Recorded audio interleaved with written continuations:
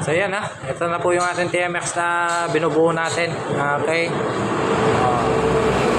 Pakishare na po yung yata ang video ne. Hindi ako pala yung mechanic Juban, okay? Tara, buo tayo. Kapit tayo yung cylinder head, cylinder head, ang pang cylinder block. Okay.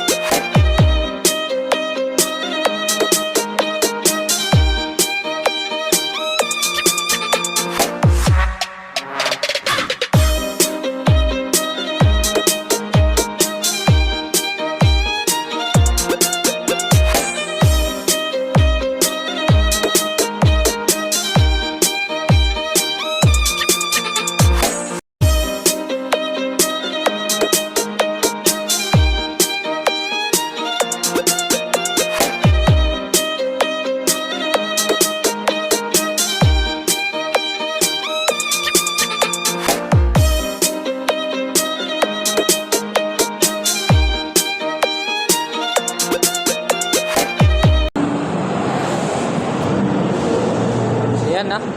Nailagay na natin yung cylinder head saka cylinder block. Okay. So yan na po siya. So konti na lang na. Isampa muna natin doon. Yung sa may ano niya. Chassis. Tapos bago natin lagay yun sa may clutch saka sa may magneto. Okay. Pa-like and share na lang po na ating video. Pag-follow na lang po. Mechanic Juban.